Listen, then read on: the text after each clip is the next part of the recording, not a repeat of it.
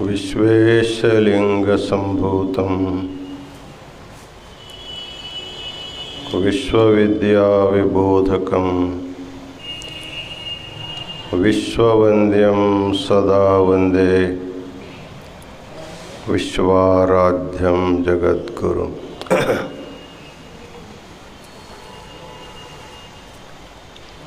काशी ज्ञान सिंहासन के अनादि सनातन गुरु परंपरा को अनंत प्रणिपात समर्पित करते हुए इस पवित्र चातुर्मास में लोक कल्याण के लिए काशी महापीठ में आयोजित ज्ञान कुंभ महाकुंभ में आज के व्यासपीठ पर विराजमान और आज के धर्म संदेश दिए हुए तपोमूर्ति षटस्थल ब्रह्मा शंभुलिंग शिवाचार्य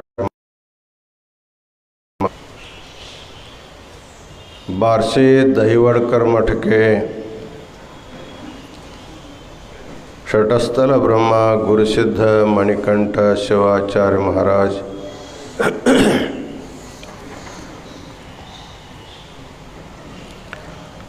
काशी वीरशैव विद्वत संघ के समस्त विद्यार्थीगण, आज शंभुलिंग शिवाचार्य महाराज जी के जन्मदिन के उपलक्ष्य में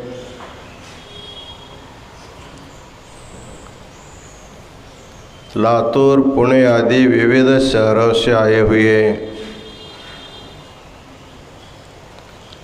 उनके समस्त सद्भक्तगण,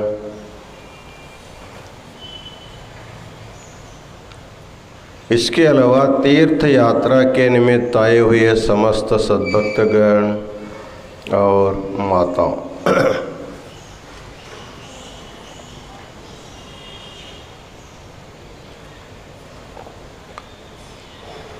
इस पवित्र चातुर्मास में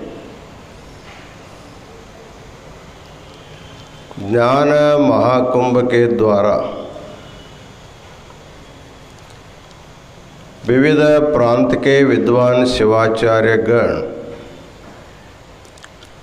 विविध विषयों के ऊपर और विविध भाषा में अपने अमूल्य धर्म संदेश देते आए हैं। हम लोग इस काशी महापीठ में जगत गुरु वीरभद्र शिवाचार्य के द्वारा विरचित शिव पंचविंशति लीला शतकम के ऊपर अपना आशीर्वचन हम प्रारंभ किए हैं। आज मल्लिकार्जुन शास्त्री जी भगवान शिव जी के भिक्षाटन लीला के बारे में जो भी 7-8 श्लोक थे उनका सुंदर ढंग से उन्होंने पारायण किया है। ये भिक्षाटन लीला समाज के लिए बहुत बड़ा बोधप्रद लीला है। इसमें पहले श्लोक में बताते हैं ये क्यों लीला करने जाते हैं। भक्तेरात्मनि विष्णु मुख्य विभुद व्रातस्य जिज्ञासया भोगेन्द्राभरणः सुधांशु विलसन मौलिर्जटा मंजुलः धृत्वा ब्रह्म कपालकं निजकरे भिक्षाटन व्याजकः शंभुः सुंदर विग्रह स्मरपितुर्लोकं प्रतस्थे पुरः। विष्णुमुख्य विविधव्रातस्य आत्मनि भक्तेः जिज्ञासया। भगवान शिव तो सर्वाराध्य है। सभी देवी देवता भगवान के भक्त है, अर्थात उनको अत्यंत प्रेम से आदर से आराधना करने वाले हैं। भगवान शिव आशुतोष होने के कारण जो मांगा सब उनको दे दिया। इसलिए शिव को अवगणदानी कहा जाता है। क्या देना क्या नहीं देना इसके बारे में कुछ भी नहीं विचार करते हुए जो मांगा उनको सब कुछ दे दिया। यहाँ तक दिया भगवान शिव ने अपने को पहनने के लिए कपड़ा तक नहीं बचाया, दिगंबर हो गया। इतना ही नहीं, रहने के लिए उनको कोई स्थान भी नहीं बचा। बाद में स्मशान में उनको रहना पड़ा और उनके साथ बाकी कोई लोग नहीं, इसलिए भूत प्रेतों के साथ उनको रहना पड़ा।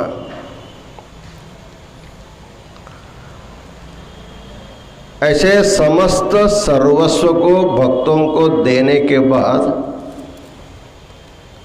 भगवान शिव के मन में एक जिज्ञासा हुई, हमसे जब लेना था बहुत आदर से प्रेम से सब कुछ मुझसे ले लिए हैं, तो लेने वालों को देना भी पड़ता है। मराठी में एक प्रसिद्ध उक्ति है, देण्याराने देत जावे, घेण्याराने घेत जावे, घेता घेता एक दिवस देणाऱ्यांचे हात घ्यावे।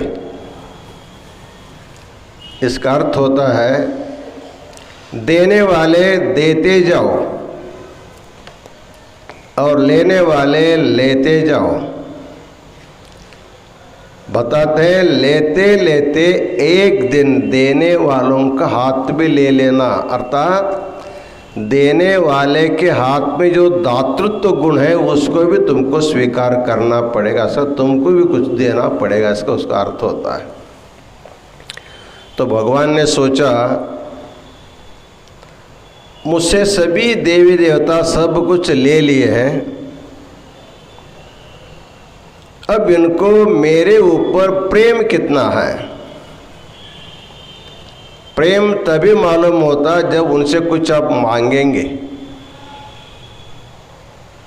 आपके ऊपर प्रेम करने वाले बहुत लोग होते हैं, उनकी नितांत प्रेम की परीक्षा करनी होगी तो उनसे कुछ मांग लेते हैं, मांगते ही तुरंत देता है कि नहीं देता, इससे ऊपर उनके आप प्रेम का पता लगता है। तो भगवान ने सोचा विष्णुमुख्य विबुधव्रातस्य आत्मनि भक्तेः जिज्ञासया। मेरे ऊपर ब्रह्मादि देवताओं की भक्ति कितनी है इसको जानने के लिए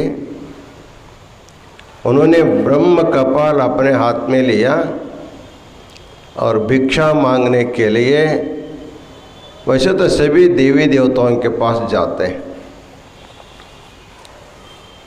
अर्थात भगवान जो सर्वस्व के स्वामी होने पर भी सबको सब कुछ देने के बाद भी उनके पास कुछ नहीं, ऐसा नहीं, उनके पास बहुत कुछ था। समुद्र से पानी कितना ही लेने पर भी पानी का कमतरता नहीं होती है। आपूर्यमाणम अचल प्रतिष्ठम कहते हैं। तो तो कितने पानी मेघ खींचने पर भी समुद्र का पानी कम नहीं होता, वैसे सभी देवी देवताओं को, मनुष्यों को जो सब कुछ देने पर भी उनके पास कम नहीं है,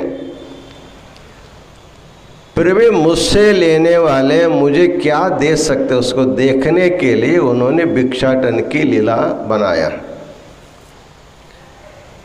और दूसरी बात यह भी है,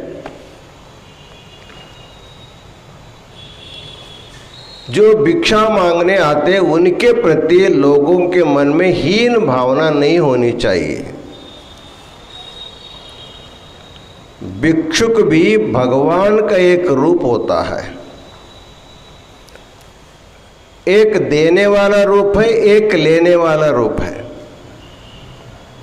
जब आपको देता है तभी भगवान है, जब आपसे कुछ मांगता है उसका एक दूसरा रूप है, उसको हम लोग दरिद्र नारायण कहते हैं। उसको भी नारायण ही है, वो हमसे कुछ मांगता है। इसलिए लेने वाला देने वाला दोनों भगवान का रूप ही है। देने वाला बड़ा, लेने वाला कम, ऐसा नहीं है। एक सुभाषितकार ने लिखा है, स्वयं महेशः श्वशुरो नगेशः सखा धनेशः तनयो गणेशः तथापि भिक्षाटनमेव शंभोः बलीयसी केवलमीश्वरेच्छा। भगवान शिव जो है स्वयं महेश है, अर्थात सबका स्वामी। इसलिए उपनिषद कहते ईशावास्यमिदं सर्वं यत्किंच जगत्याम जगत तेन त्यक्तेन भुंजिथाः माघृदः कस्यचित् धनम्। ये सारी जो सृष्टि है इसमें कौन भरा हुआ है? ईशावास्यमिदं सर्वम, इदम सर्वम जगत ईशावास्यम। संपूर्ण प्रपंच में भगवान शिव जो है भरा हुआ है, अर्थात उसमें उनका निवास है। जिसका निवास होता है वो स्थान उसी का होता है।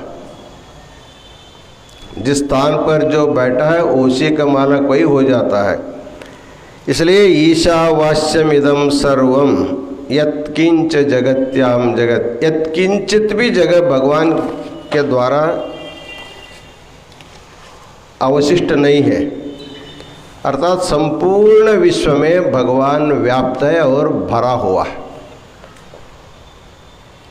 इसलिए कहता है स्वयं महेशः, भगवान शिव जो है महेश है, सबका स्वामी है। आगे बताते हैं श्वशुरो नगेशः, उसका जो ससुर है वो पर्वतराज नगेश है, वो भी श्रीमंत है, खुद श्रीमंत है और ससुर भी श्रीमंत है। सखा धनेशः, जो धन का अधिपति जो कुबेर है भगवान शिव का मित्र है। और सुतो तनयो गणेशः, उसका पुत्र जो है गणेश अनेक गणों का अधिपति है।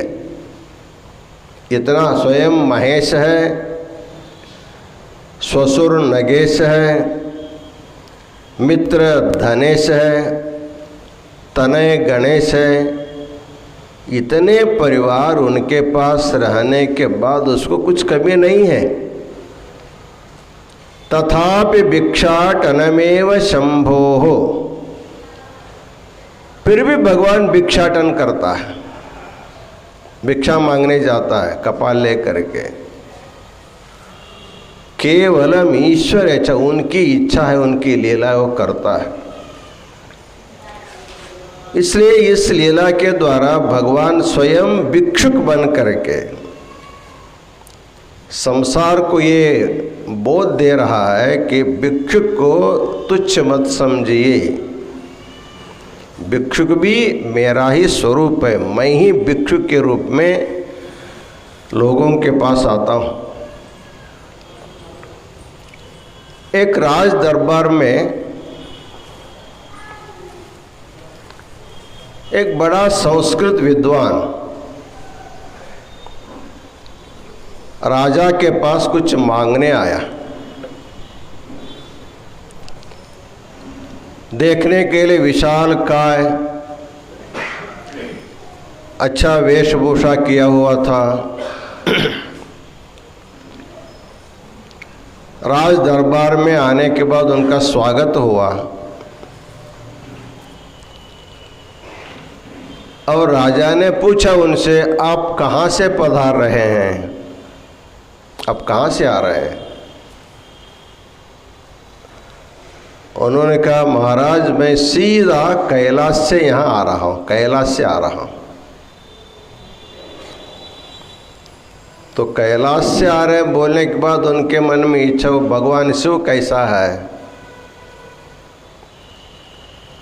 जैसे कोई काशी से जाते हैं तो पूछते महाराज जी कैसे हैं,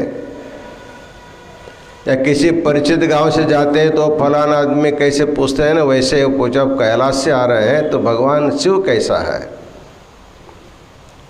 उन्होंने बोला, अब शिव जी नहीं रहे।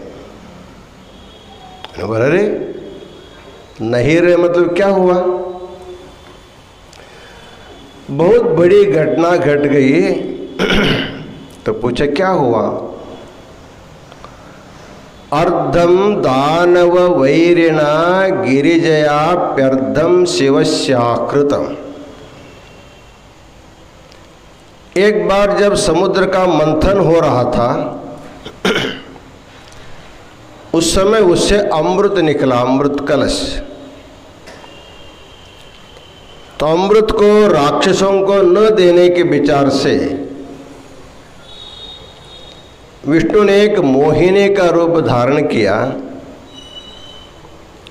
और अमृत को छिपा छिपा करके देवों को पिलाया, लेकिन राक्षसों को नहीं दिया। ऐसे मोहिनी जब को अमृत पिलाने के बाद जब जा रही थी, उसको भगवान शिव ने देखा।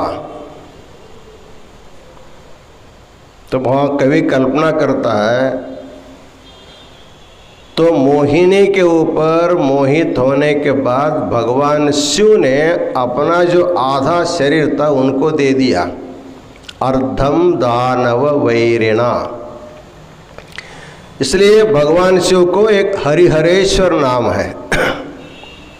उनके आधा शरीर में हर है, आधा शरीर में हरि है। इन हरिहरों के द्वारा एक दिव्य संतति की उत्पत्ति होती है, उसका नाम स्वामी अय्यप्पा। जो अय्यप्पा स्वामी जो बोलते हैं वो हरिहर पुत्र है। तो भगवान शिव ने मोहिनी को अपना आधा शरीर दे दिया।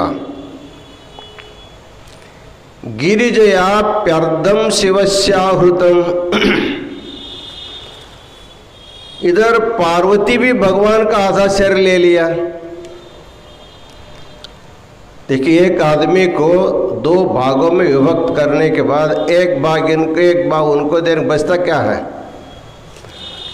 अर्धम दानव वैरिणा गिरिजयाप्यर्धम शिवस्याहृतम। भगवान शिव के आधा भाग को हरि ले लिया और आधा भाग पार्वती ने ले लिया।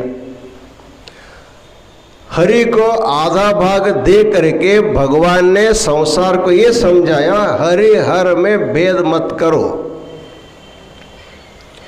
जो हरि है वही हर है, जो हर है वही हरि है। इसलिए ह्रू हर एक ही धातु से दोनों शब्द बनने के कारण वो भी पाप हरण करता, ये भी पाप हरण करता। इसलिए हरिहर में भेद न करने का एक संदेश देने के लिए भगवान ने हरि को आधा अंग दे करके हरिहर रूप बन गया और पार्वती को आधा शरीर दे करके अर्धनारीश्वर बन करके संसार के गृहस्थों को समझाया।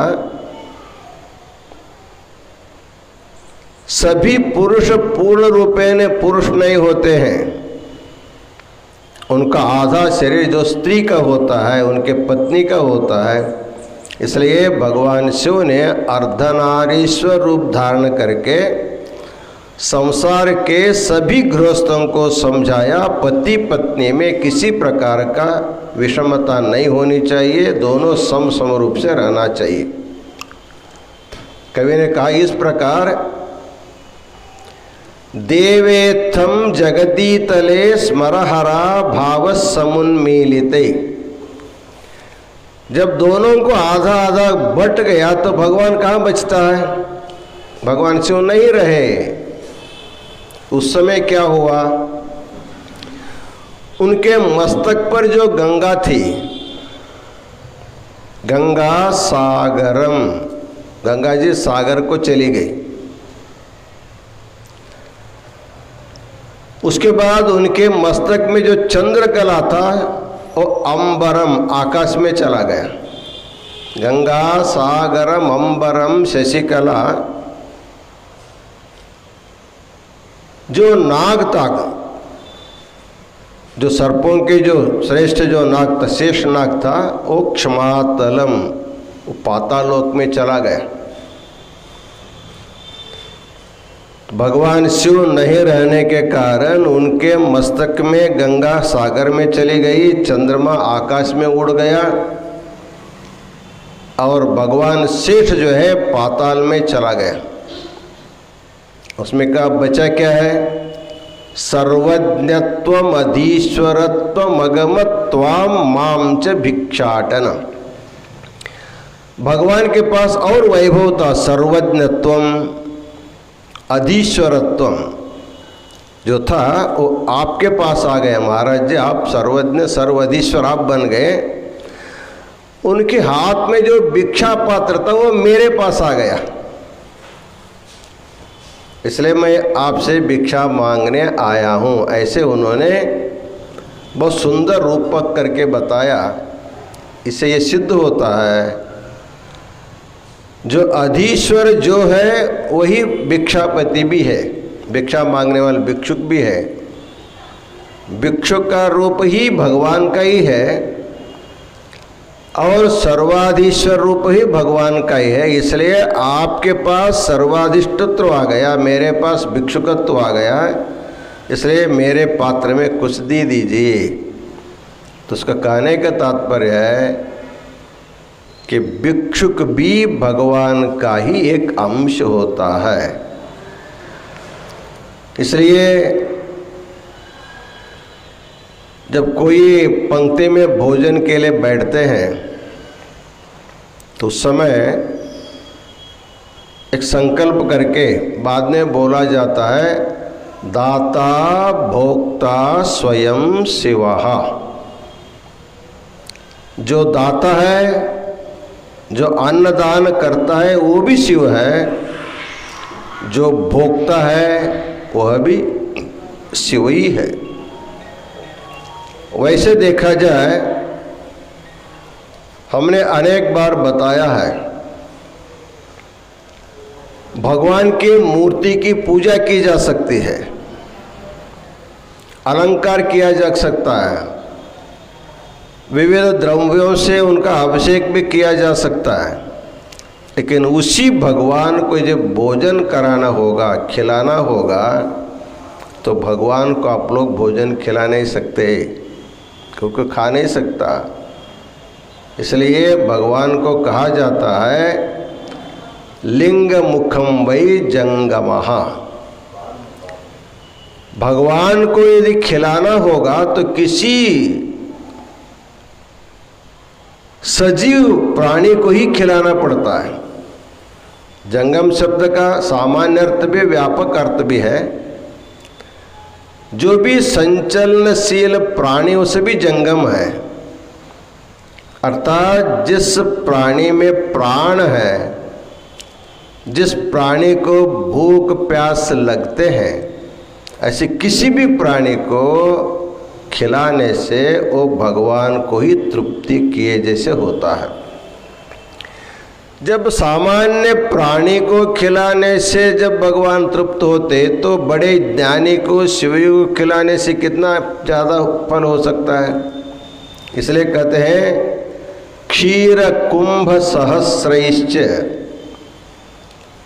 घृतकुंभ शतैरपि योगिनो भैक्ष मात्रेण कोटि यज्ञ फलम लभेत। बहुत से लोग बड़े बड़े यज्ञ करते हैं।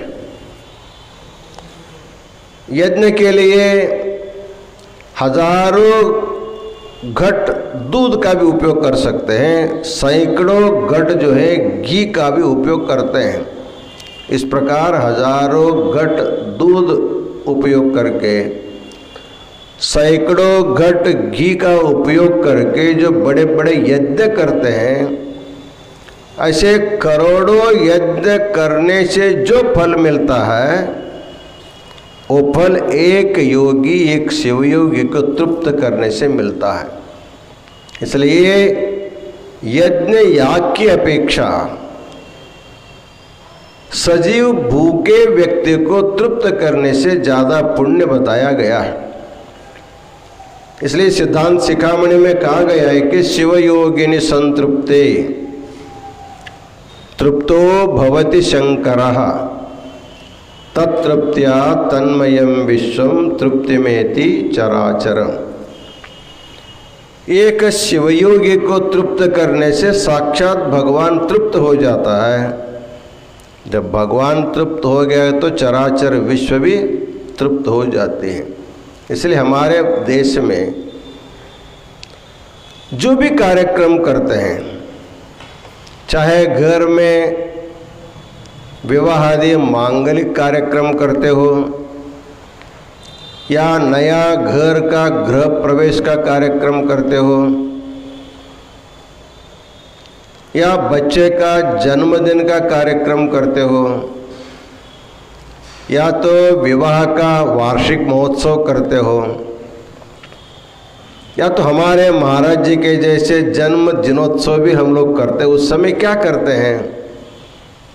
उस समय पकवान बना करके ज़्यादा से ज़्यादा लोगों को खिलाने का प्रयत्न करते हैं। तो भगवान को तृप्त करना होगा तो भगवान के जो संतान हैं उसको तृप्त करने से भगवान खुद तृप्त हो जाते हैं। वैसे देखा जाए सभी माता पिता अपने संतान के ऊपर अधिक प्रेम करते हैं। एक जगह पर माता पिता भी बैठे हो, उनके एक छोटा सा बच्चा भी बैठा हो, आप उन माता पिताओं को कुछ न दे करके उस छोटे बच्चे को अपने पास ले करके उनको कुछ खिलाएंगे पिलाएंगे तो बच्चा तो खुश हो जाता है, लेकिन उनके माता पिता और ज़्यादा खुश हो जाते हैं। वैसे भगवान को सीधा सीधा खिलाना तो संभव नहीं है। सारी सृष्टि में रहने वाले जितने भी जीव जंतु हैं भगवान के संतान होने के कारण किसी न किसी निमित्त बना करके, चाहे शादी का निमित्त बनाओ, चाहे गृह प्रवेश का निमित्त बनाओ, चाहे जन्मदिन का निमित्त बनाओ, कुछ न कुछ निमित्त बना करके रोज किसी न किसी को तृप्त करते रहेंगे तो भगवान सदा सदा के लिए तृप्त हो जाता है। इसलिए पंडित जी ने कहा भगवान का जो भिक्षाटन रूप है वो मुझे प्राप्त है और अधीश्वरत आपको प्राप्त है, इसलिए मुझे आप कुछ दे दीजिए। तो राजा तो बहुत खुश हो गया, होकर के उनको बहुत कुछ दे दिया। ऐसे प्रसंग आता है। तो कहने का तात्पर्य इतना है, भगवान का जो भिक्षाटन लीला, उन्होंने पहले विष्णु लोक में गया, वहाँ सबसे भिक्षा मांगा, सब लोगों ने भगवान को भिक्षा दे दिया। उसके बाद इंद्रलोक में गया, वहाँ से भिक्षा ले लिया, हिमालय पर्वत में गया, अनेक ऋषि मुनि उनके सारी ऋषि पत्नियाँ खुश हो करके उनके सुंदर रूप देख करके बहुत खुश होकर बहुत सारे दान दे दिया। ये सब करते करते करते भगवान जो है अंत में पार्वती के पास जा करके भी भिक्षा मांगते हैं। शंकराचार्य उसकी स्तुति करते हैं कि ज्ञान वैराग्य सिद्ध्यर्थम भिक्षा में देहि पार्वती। भगवान ने अपने धर्मपत्नी से अपने घर में भिक्षा मांग रहा है। घर का मालिक होते हुए भी अपने धर्मपत्नी से भिक्षा मांगता है। ये बहुत बड़ा संसार के लिए प्रशिक्षण है। हर एक आदमी के घर में एक अन्नपूर्णा होती है, चाहे माँ के रूप में होती हो, चाहे पत्नी के रूप में होती हो, चाहे बेटी के रूप में होती हो, चाहे बहू के रूप में होती हो। जो भी आपके घर में आपके लिए अत्यंत प्रेम से आदर से खाना बना करके आपको जो खिलाती है तो आपके लिए अन्नपूर्णा का ही स्वरूप माना जाता है। इसलिए भगवान ने कहा कि तुम घर में जा करके उनके ऊपर हक मत बनाओ। क्या बनाया, कैसे बनाया, ले आओ, ऐसे नहीं बोलना उनको। उनके सामने जा करके भिक्षा मांगना। देखिए, भूख एक ऐसी चीज है, बड़े बड़े चक्रवर्ती को भी भीख मांगने लगाती है। भूख लगने पर आदमी जा करके मुझे बहुत भूख ले, कुछ चाहिए तो दे दीजिए, ऐसे बोलेगा ना। सब कुछ देता वही है, लेकिन जब खाना तैयार होने के बाद जा करके रसोई घर में, चाहे पत्नी हो बेटे हो, किसी से बहू उनसे पूछता है मुझे बहुत ज़ोर से भूख लगी है, कुछ खाना हो तो दे देना। तो यहाँ पर भगवान ने खुद अपने पत्नी के सामने भिक्षा मांग करके उन्होंने कहा कि घर में अहंकार से जा करके भोजन नहीं मांगना। और भिक्षा शब्द इसलिए रखा गया है, बनते समय थोड़ा कम ज़्यादा भी हुआ हो तो उसके ऊपर ख्याल नहीं करना चाहिए। जैसे कोई भिखारी आपके घर के सामने आकर के भिक्षा मांगता है, आप जो भी देते हैं उसको आदर से ले करके बहुत प्यार से खाता, उसमें कोई कमी ज़्यादा तो बोलता नहीं है। बोलेगा तो भिक्षु कैसे मानेंगे उसको। जैसे वो प्रेम से खाता है ना, वैसे हर एक घर में बना हुआ खाना को अन्नपूर्णा का प्रसाद मान करके, नमक कम ज़्यादा हुआ हो, तीता कम ज़्यादा हुआ, उसको कुछ भी न बोलते हुए प्रेम से आदर से उसको अपने इष्टलिंग को नैवेद्य दिखा करके बहुत प्यार से प्रेम से उसको स्वीकार करना चाहिए। अन्न में भिक्षान्न भाव करने का उद्देश्य इतना है, शंकराचार्य जी कहते हैं भिक्षौषधम भुज्यताम। भिक्षा जो है भंवरों के एक प्रकार का औषध होता है। अन्न हम क्यों खाते हैं? शरीर में शक्ति बढ़ा करके किसी के साथ झगड़ा लगने के लिए अन्न नहीं खाने का। अन्न खाने का उद्देश्य है हम जीवित रहें एक। उसके बाद जब तक हम जीवित रहेंगे तब तक हमारे मन में वैराग्य की भावना होनी चाहिए। हमारे मन में आशा की आतुरता नहीं बढ़नी चाहिए। ठीक है, जो भी मिलेगा उसमें समाधान से रहने की एक अलम बुद्धि होनी चाहिए।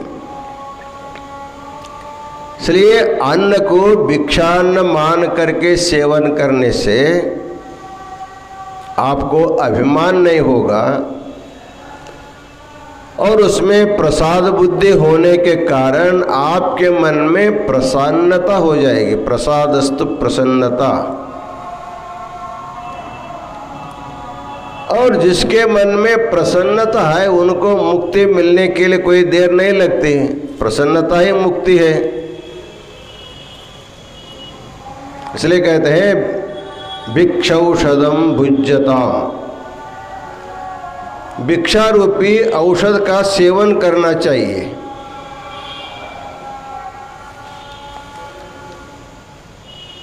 तो इस प्रकार हमारे ही घर के अन्न को मेरा करके अभिमान अहंकार न करते हुए ये भगवान का प्रसाद, अन्नपूर्णा का प्रसाद समझ करके थाली में लेना, लेने के बाद उसमें कुछ भी नहीं छोड़ना। अन्नम ब्रह्मेति व्यजानीयात्, अन्नाद्येव खल्विमानि भूतानि जायन्ते अन्नेन जातानि जीवन्ति अन्नं प्रयन्त्यभिसंविशन्ति तस्माद् विजिज्ञासस्व अन्नं ब्रह्मेति। अन्न जो है परब्रह्म है। जो परात्पर परब्रह्म है उसको जानने से पहले हर एक व्यक्ति इसी अन्न ब्रह्म के पास ही आता है। पहला पोटोबा मागुन बैठोबा महाराष्ट्र में बोलते हैं ना। स्वतः मीराबाई कहते हैं भूखे भजन नहीं भई गोपाला, ले ले तेरी कंठी माला। भूखे आदमी के हाथ में यदि ताल मृदंग देंगे तो वो बोलता थोड़ा खा के आएंगे, बाद में भजन करेंगे। भोजन पहला, भजन बाद में। इसलिए परब्रह्म के पहले अन्न ब्रह्म के पास सब कुछ आते हैं। छोटे बच्चे से लेकर के बूढ़े तक अन्न के बिना नहीं रह सकते। अन्न परब्रह्म है।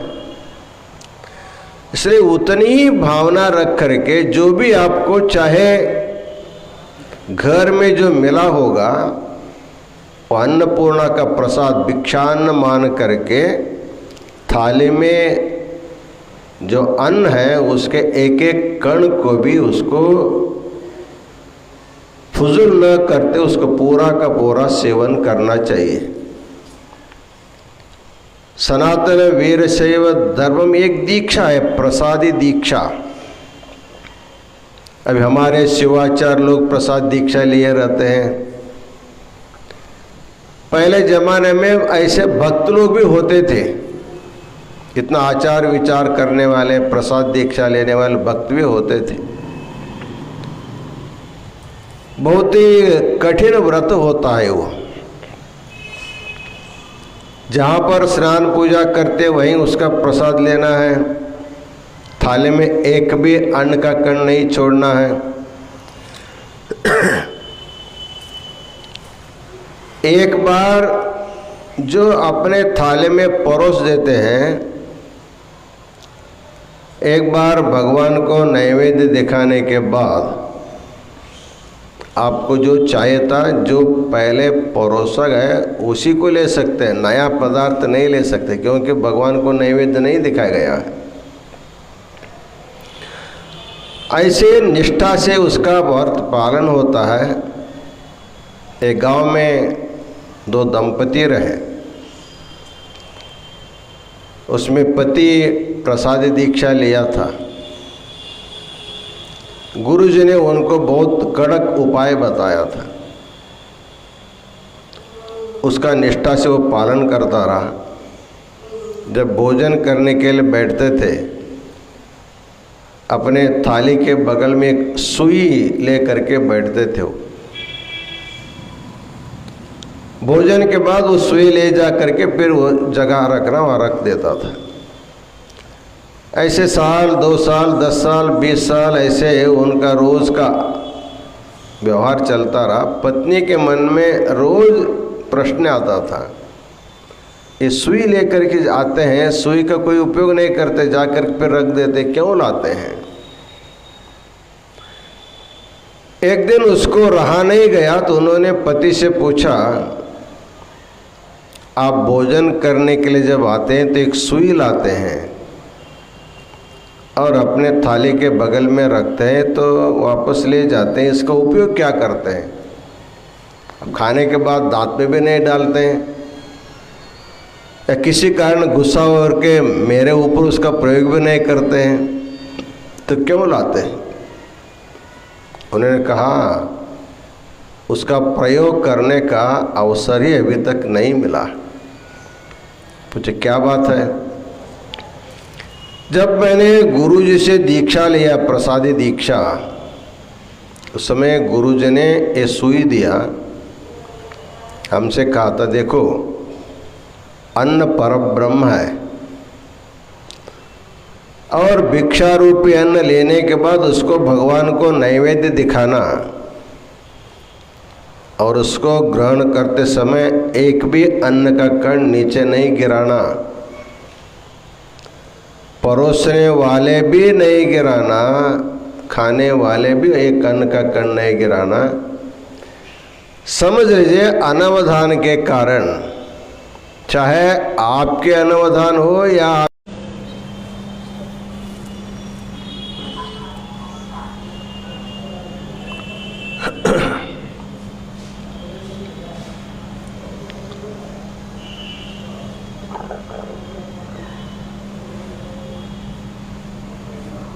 सिखाते हैं, उसको कहा जाता है ब्रह्म यज्ञ, अध्यापनम ब्रह्म यज्ञ, विद्यादान।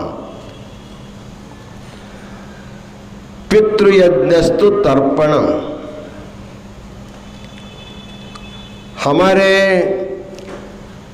पूर्वजों को तृप्त करने के लिए क्षेत्रों में जा करके तर्पण करते, उसका पितृयज्ञ कहा जाता है। प्रायः पितृपक्ष में पितृयज्ञ कहा जाता है। होमो दैवः, कभी कभी हम लोग जप करते हैं, किसी देवी देवता के नाम से जप करते हैं, वो जप की समाप्ति में हवन करते हैं, वो दैव यज्ञ कहा जाता है। बलिर्भूतः, कभी कभी बलि समर्पण किया जाता है, उसको भूत यज्ञ, भूतों के लिए किया हुआ तर्पण माना जाता है। नृयज्ञो अतिथि पूजनम, नृयज्ञ मनुष्य यज्ञ जो होता है, किसी न किसी व्यक्ति को बुला करके आदर से उनको खिलाना चाहिए, ये नृयज्ञ है। तो हम खाने से पहले किसी न किसी को खिला करके या साथ में बैठ करके खिला करना चाहिए। ऐसे हमारे एक पद्धति है, जैसे आप भोजन के लिए बैठ रहे हैं, आपके घर में यदि कोई अपरिचित व्यक्ति आया, उनको बुलाते हैं आइए खाने के लिए, आइए बैठिए।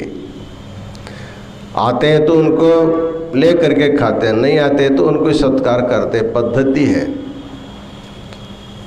अर्थात प्रत्येक व्यक्ति को बिना किसी को अन्न दान किए अन्न ग्रहण करने का अधिकार नहीं है।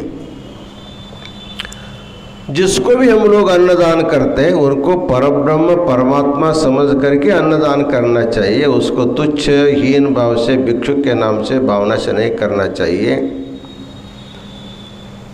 इस प्रकार ये भिक्षाटन जो लीला है, भगवान का जो भिक्षाटन लीला है, और भिक्षा मांग करके खुद की तृप्ति के लिए नहीं करता, केवल सिखाता है। लोगों को देने की बुद्धि सिखाने के लिए भगवान भिक्षाटन का लीला करता है। क्योंकि दान जो है सबसे बड़ा धर्म माना जाता है। तो दान देने के लिए जब मांगने वाला रहेगा तो दान देता है, मांगने वाला कोई नहीं है तो दान किसको दिया जाएगा। इसलिए भगवान ने दान देने की प्रवृत्ति को संसार में प्रचार प्रसार करने के लिए, इसको बढ़ाने के लिए खुद भिक्षु के रूप में ये लीला करते हैं। इसलिए संसार में कहा कि दान में कम कलव युग, इस कलयुग में तप करना जप करना ये संभव नहीं है, फिर भी अपने शक्ति सामर्थ्य के अनुसार योग्य पात्र में सत्पात्र में दान करने से आपको बड़ा पुण्य भी मिल सकता है और आपके मन उदार होता है। दान करने से जब व्यक्ति ये किसी को देता है तो उसके साथ उसका समरसता हो जाती है। इस प्रकार संसार में रहने वाले व्यक्ति के मन में उदार भाव के बिना वो व्यक्ति का उद्धार नहीं हो सकता, उसको आत्मज्ञान नहीं हो सकता। जो कंजूस है, जो किसी को कुछ भी नहीं देता, वो कभी मुक्त भी नहीं हो सकता, क्योंकि आत्मवत् सर्वभूतेषु यः पश्यति स पंडितः। अपने जैसे दूसरों को देखने की जो बुद्धि है उसी से आत्मज्ञान हो जाता है। तो दूसरों के दुख को दर्द को समझ करके दान देने का जो सामर्थ्य है, इसको बढ़ावा देने के लिए इसलिए कहते हैं गृहम गृहम अटन भिक्षु शिक्षते न तो याच्यते अदत्वा मादृशो माँ भूहु दत्वा च त्वादृशो भव। हर एक घर में भिक्षा मांगने के लिए जो भिक्षुक आता है वो केवल मांगने नहीं आता है, वो कुछ हमको बोध करने के लिए, प्रशिक्षित करने के लिए आता है। वो क्या बोध करता है?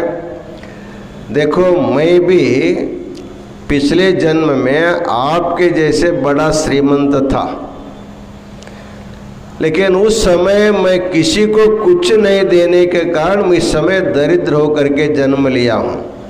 इसलिए अदत्वा मादृशो माँ भूः, न दे करके मेरे जैसे तुम दरिद्र मत हो जाओ।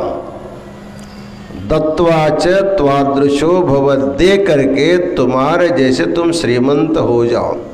अर्थात देने से आदमी श्रीमंत होता है, उदार होता है, आत्मज्ञानी हो सकता है। इसलिए भगवान की इस लीला का उद्देश्य लोगों के दिल को थोड़ा सा उदार बनाना है। सभी व्यक्तियों को जब तक उदार नहीं बनेंगे उनका आत्म कल्याण नहीं होगा। उनको उदार बनाने के लिए भगवान ने ही अनेक रूप भिक्षुकों को धारण करता है। इसलिए संसार में रहने वाले जितने प्रकार के भी भिक्षुक होंगे वो साक्षात भगवान का ही रूप मान करके उनको आदर गौरव कराने की बुद्धि प्रदान करने के लिए भगवान को खुद न चाहिए फिर भी वो भिक्षाटना करके ये प्रबोध संसार को दिया है। इसलिए भगवान ने भिक्षा अपने घर में ही मांग करके अपने घर के चाहे माँ हो, चाहे बेटे हो, चाहे बहू, उनका मान सम्मान बढ़ाने का प्रयत्न किया है और साथ ही साथ सब में उदार भाव को विकसित करने का बहुत बड़ा संदेश भगवान ने दिया है। इसलिए भिक्षाटन लीला, भगवान की जो लीला है, प्रत्येक लीला में कुछ न कुछ तत्व प्रपंच को देता है। इस भिक्षाटन लीला के द्वारा भिक्षु को भी भगवान समझो और आपके पास जो कुछ भी होगा उसको किसी को दिए बिना स्वयं उपभोग मत करो। तेन त्यक्तेन भुंजीथाः, जो तो भी तुम उपभोग करोगे उसको कम से कम भगवान को नैवेद्य दिखाओ, किसी को खिला करके लेना। अत्यंत उत्तम संस्कृति जो है भारतीय संस्कृति भगवान के भिक्षाटन लीला के द्वारा सर्वत्र प्रसिद्ध हो गई है। तो इन्हीं वचनों के साथ इस भिक्षाटन लीला का आशीर्वचन पूर्ण करते हैं।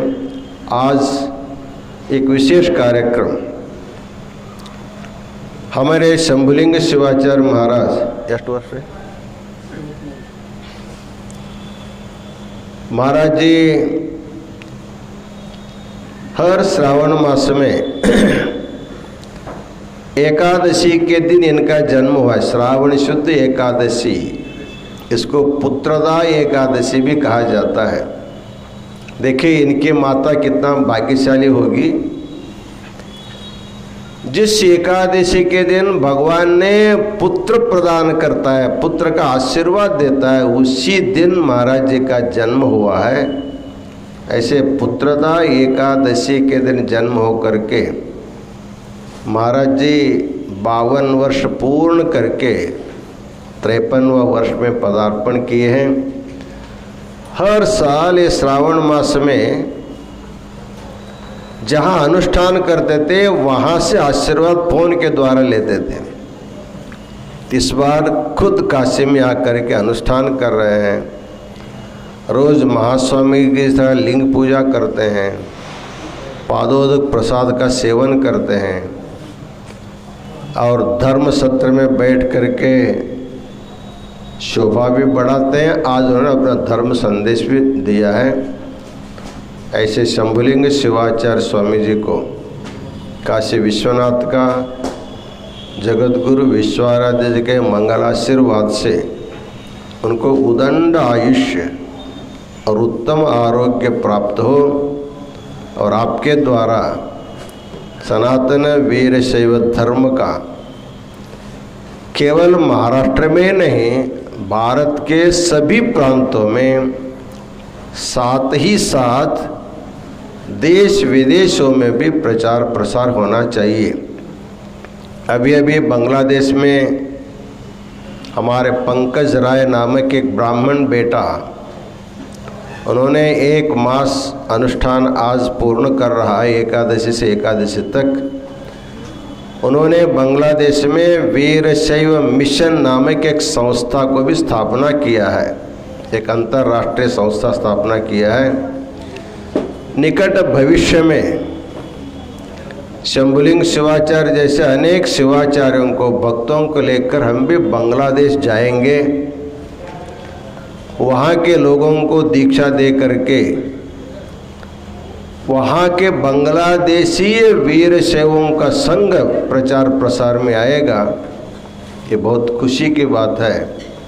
आज पंकज राय का बांग्लादेश में अनुष्ठान की समाप्ति आज है, उनको भी आशीर्वाद देते हैं और हमारे शंभुलिंग शिवाचार्य महाराज को काशी पीठ के द्वारा शुभ आशीर्वाद देंगे। उनके बहुत सारे भक्त देवनी से, लातूर से, पुणे से बहुत से भक्तगण आए हैं, वो भी अपने तरफ से उनका स्वागत सत्कार करेंगे। इनमें सब लोगों को भाग लेना है। इस कार्यक्रम में हमारे राजस्थान से भी जंगम समाज आया हुआ है महाराज जी के जन्मदिन के उपलक्ष्य में। उन सभी लोगों को शुभ आशीर्वाद प्रदान करते हैं।